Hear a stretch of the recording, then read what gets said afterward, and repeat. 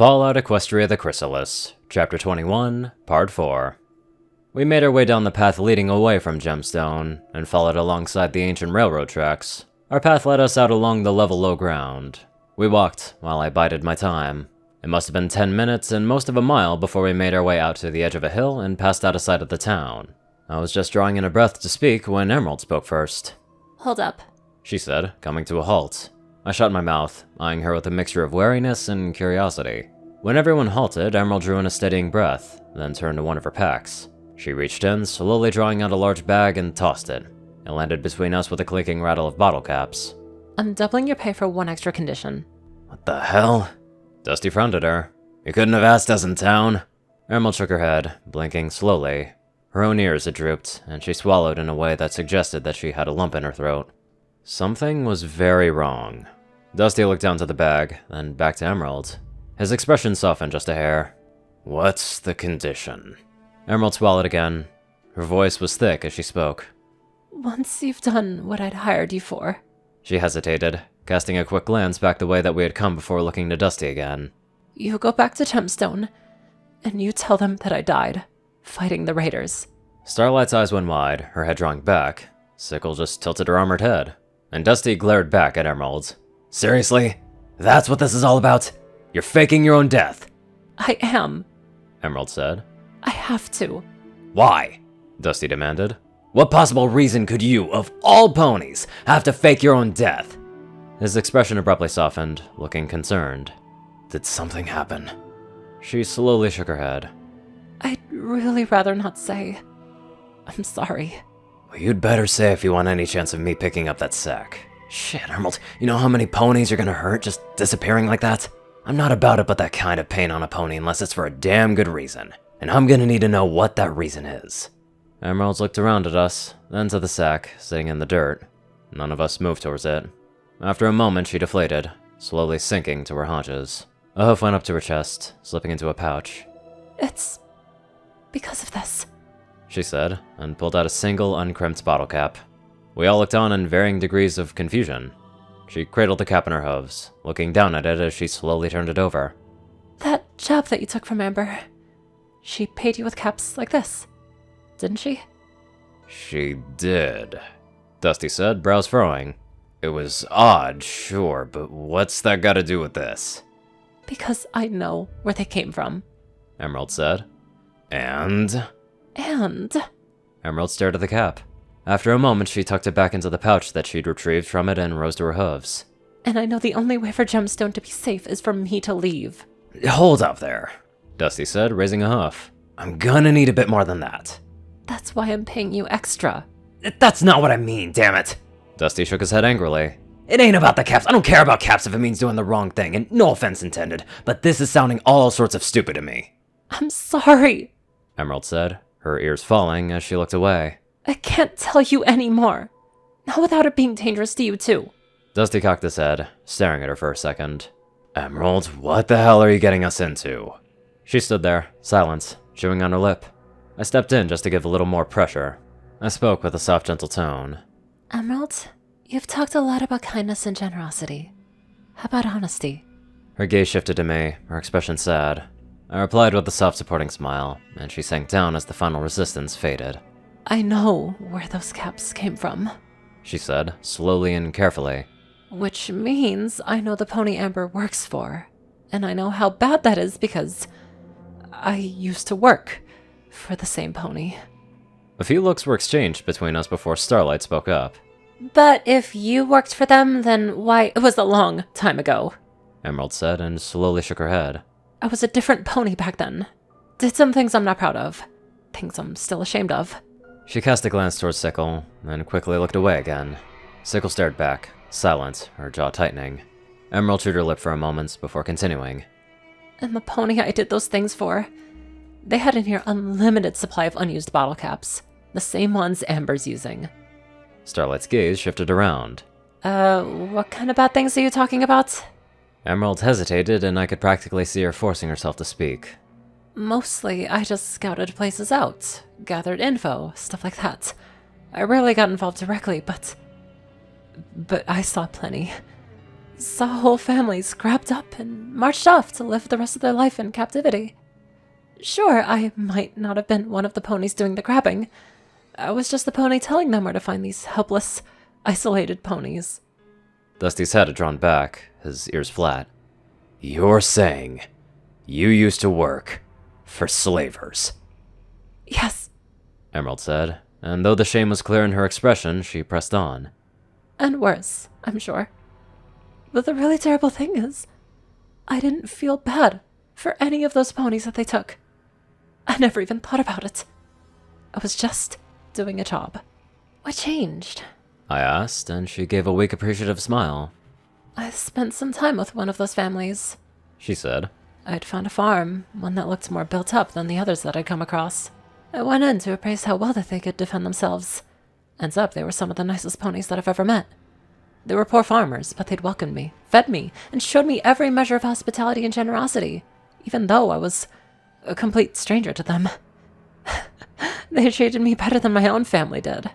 She finished with a smile, though it quickly faded again. Something about that generosity made me reconsider things. How could I condemn those ponies to a lifetime of slavery after the hospitality that they have showed me? I couldn't. Problem was, there was no way I could stop things, and this wasn't exactly a job that you could just quit. These are ponies who could see such things as treachery. You're in for life one way or another. So I got out the only way I could. I went out on my scouting, and I just disappeared. They probably figured I died out in the wasteland. It happened from time to time. That's why you left Serenity? I asked, and she gave me a concerned look, but it quickly softened to a faint, sad smile. Yes. It hurt leaving my family behind, but they were too tied up in things. To them, I'd be a traitor. I still love them, though, even if they're misguided. Maybe someday. She trailed off, looking out into the distance, then quickly shook her head. Amber's working for the same ponies. I left home more than 20 years ago, so I doubt that she'd recognize me, even if we'd met. But some pony might. If they did, every pony in Gemstone could be in danger. Dusty's ears perked. Why? Because, do you remember way back how I said that folks back home were a touch paranoid? I might have been understating it. If they think I might have shared any of their secrets, they'll do whatever it takes to contain that information. Dusty's expression hardened. Such as? With the arsenal they have at their disposal, they could flatten Gemstone. Or maybe they'd throw near their endless supply of bottle caps at some mercenary group to do it for them. She slowly shook her head. Or maybe we'd get lucky and they'd settle with just killing me. I just can't take that risk. You sure Amber's with them? Dusty asked. She's been spending thousands of their caps on mercenaries, and she's looking to hire more. She's with them. Emerald frowned, glancing back in the direction of Gemstone, concealed behind the curve of the hill. And whatever her intent is, she's already hostile enough for my pip-buck to recognize it. Wait a minute, Starlight said. She's red to you too? I thought it was just because she'd pulled a gun on us before. Red? Dusty asked. You mean she's showing us hostile? Shit, Starlight, that's the kind of thing you need to be sharing. What? Starlight said, shrugging. I mean, it isn't like any pony didn't know that she was a hostile bitch. You should still tell us, Dusty said. Communication is important. He turned back to Emerald. So, what if we helped protect Gemstone? Emerald gave a sad smile. I appreciate the offer, hon, but it wouldn't change anything. These ponies aren't secretive and paranoid because they're weak. They've spent decades and who even knows how many caps to see to their safety, and have amassed an arsenal of the best tech to be found. 4 ponies, even 4 exceptional ponies, wouldn't so much as slow them down. Besides, even if you did, it'd be a lot of death. I don't want that on either side. No. Better I just disappear again. We all stood in silence, but as much as everyone wanted to argue, it seemed none of us could summon up a good argument. Eventually, Dusty broke the silence. Where are you planning to go? Emerald looked around at us, but reluctantly answered. There's a little town way off south called World's End. Fitting enough name, given the location. From what I hear, they take on ponies that aren't welcome anywhere else, and they don't ask questions. Sounds like the kind of place for making a new life.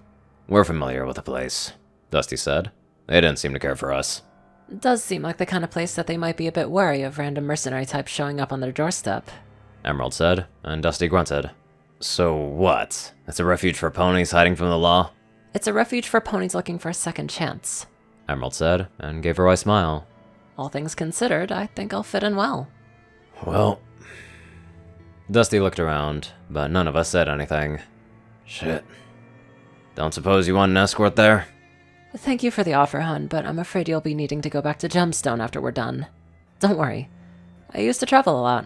Besides, there's about to be a lot less raiders in the area. I doubt we'll be staying long, with the news that we'll be delivering, Dusty said with a shake of his head.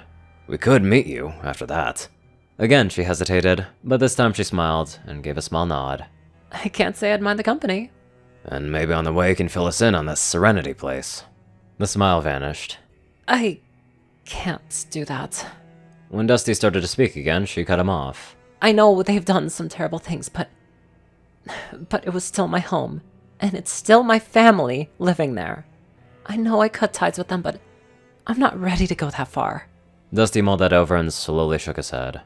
At the very least, they're preying on innocent ponies that don't even know that they're out there. I know you might not want anything bad to happen to the ponies that you used to live with, but you're talking about whole families being put in chains. Ponies need to know that's happening. Believe me, hon, I've thought of that. Emerald sighed, looking away. Pretty much every night since I left, I thought of it.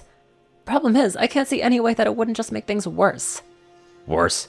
Dusty asked. You were just saying how they might wipe out a whole town just to keep their secret. I chimed in. And then there's whatever Amber is hiring mercenaries for. And that, Dusty said, gesturing a hoof in my direction. I know! Emerald said, her voice growing thick. I know, and I hate it. Do you have any idea how much it hurts to hide stuff like this from all the ponies I love? To have this horrible danger that I have to keep secret, all because they'd be even in more danger if they knew. What about us? I asked. It sounds like you've already told us enough that these ponies would want us dead. You wouldn't be putting any pony in danger by telling us, and you're already trusting us to keep your secret. We might even be able to help. She stared at me, and slowly the tension in her body began to relax. Yeah, you're right. She took a slow, deep breath, raising a hoof to wipe at her cheek. It's still quite the thing you're asking for, but heck, might be nice to finally tell some pony. I don't know, it's just, I need to think on it a while, okay? Dusty nodded.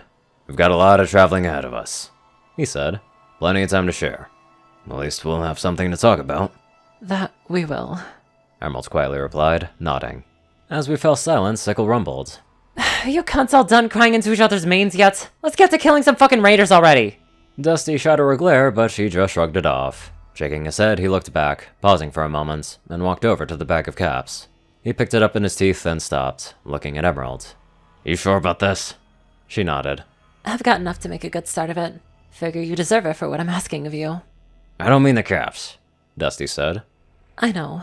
Emerald said, and gave a sad smile. And yes, I'm sure. Dusty hesitated, but eventually sighed and turned to Sickle. You mind carrying this? Oh, hey, you learned how to fucking ask! Sickle replied, and popped open one of her armored saddlebags. With the caps tucked away, Dusty looked around at us. Okay, take two. Let's go. As we set off again, I wondered what other surprises were waiting for us. Honestly, was not expecting that. Both in how deep her backstory was, and also just the whole ordeal in general. Anyways, let's get on to our super kind donators. Top donators are 630, Peter Coulthard, J Tinman, Darkside, and Only One Thing. Taco Cat 598, Rayden, Narwhals, Blackmoonheart, Pastel Skies, Austin Rollins, Crazy Color 557, Stu Hex, Will, Omicron Lyrae, Chris, Twinkie, Dospo, Delta Omega, Jack Hadge, Ruinsiphon 9852, Madman Stan, Leslie Prickett, Drake Lovedragon, Hansa Norman, Stephen Bingham, Linegut12, Sorcerer Constantine, Hadzaza, Convair, and many more amazing people. Thank you all so much for watching this video and live life to the fullest.